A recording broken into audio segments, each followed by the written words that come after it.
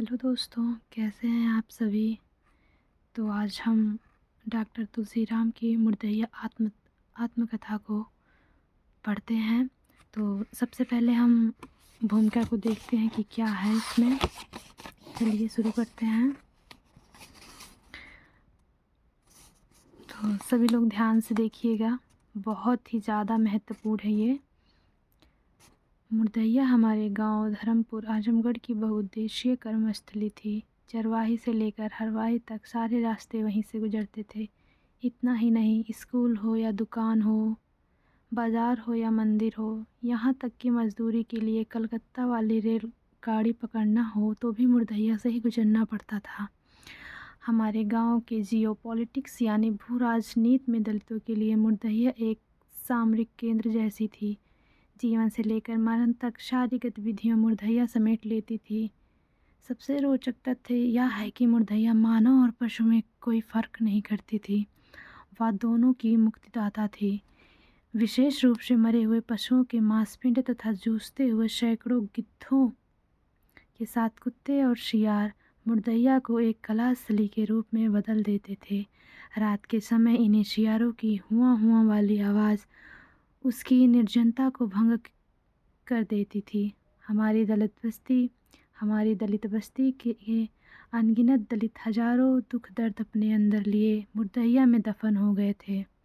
यदि उनमें से किसी की भी आत्मकथा लिखी जाती तो उसका शीर्षक मुर्दैया होता था।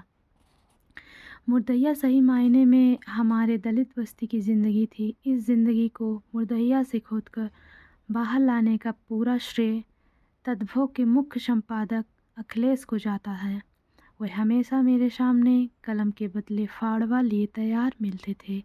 सही अर्थों में मैंने उनके ही फावड़े से खोदकर मुर्दैया से अपनी ज़िंदगी को बाहर निकाला।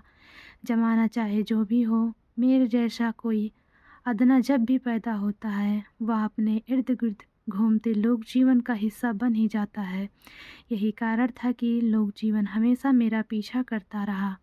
परिणाम स्वरूप मेरे घर से भागने के बाद जब मुर्दैया का प्रथम खंड समाप्त हो जाता है तो गांव के हर किसी के मुख से निकले पहले शब्द से तुकबंदी बनाकर गाने वाले जोगी बाबा, लक्कड़, ध्वनि पर नृत्य कला, विखेरती नटनियाँ, गिद्ध प्रेमी, पग्गल बाबा तथा सिंघा बजाता बंकिया डोम आदि जैसे जिंदा पात्र हमेशा के लिए गायब होकर मुझे बड़ा दुख पहुंचाते हैं।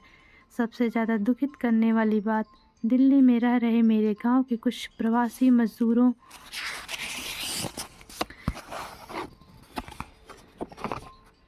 से मालूम हुई 50-60 साल पहले कि जिस मुर्दैया का वर्णन मैंने किया है वह पूर्ण रूपेण उजड़ चुकी है। सारे जंगल कट कर खेत में बदल चुके हैं, जिसके चलते गिद्धों जैसे अनगिनत दुर्लभ पंछियों तक शाही सियारों और खरगोशों जैसी पशुओं का विलोप हो चुका है। बचपन में दुखित होने का मतलब होता था आंखों में आंसू आ जाना। ऐसे अवसरों पर मेरी दादी माँ आँख धोने को कहती थी, किंतु आज का अनुभव बताता है कि चंद पानी के छींटों से दुख की निशानी नहीं मिट पाती। प्रवासी मजदूरों से ही पता चला कि मुर्दैया से लेकर जाने वाली एक सरकारी सड़क ने हमारे गांव को 3 जिलों आजमगढ़, गाजीपुर तथा बनारस से जोड़ दिया है। उस पर टेम्पो भी चलने लगे हैं। जिस तरह हमारे गांव से बड़ी संख्या में मजदूरों का पलायन बड़े शहरों में हो चुका है, संभवतः मुर्दैया से सड़क निकल जाने के कारण वहाँ के भूत पिशाचों का भी पलायन अवश्य हो जाएगा।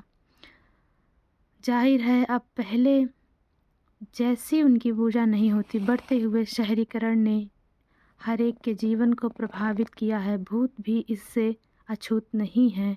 आने वाले मुर्दैया के दूसरे खंड में घर से भागने के बाद कलकत्ता, बनारस तथा दिल्ली होते इंग्लैंड तथा सोवियत संघ रशिया तक की जीवन यात्रा का लेखा जोखा होगा। मूलतः यह यात्रा मार्क्सवाद से बौद्ध दर्शन की है। राजकमल प्रकाशन के निदेशक अशोक महेश्वरी इस बात के लिए धन्यवाद के पात्र हैं कि उन्होंने तद्भव में अब तक प्रकाशित 7 किस्तों को मुर्दैया खंड 1 के रूप में अविलंब प्रकाशित करने का निर्णय लिया, जबकि आगे का लेखन अभी जारी है। डॉक्टर तुलसीराम, जवाहर नेहरू विश्वविद्यालय, नई दिल्ली। तो दोस्तों, ये बहुत ही महत्वपूर्ण है एग्ज़ाम की दृष्टि से, और ऐसे ही वीडियो अगर आप लोग की डिमांड रहेगी तो हम आगे भी बनाएंगे। अभी बहुत सारे हैं, ये देखिए भूमिका में है भुतही पारिवारिक पृष्ठभूमि, जो कि हम लाइन बाय लाइन पढ़ेंगे। मुर्दहिया तथा स्कूली जीवन है, और अकाल में अंधविश्वास, मुर्दहिया के गिद्ध तथा लोक जीवन, भुतनिया नागिन, चले बुद्ध की राह, आजमगढ़ में फाका कशी।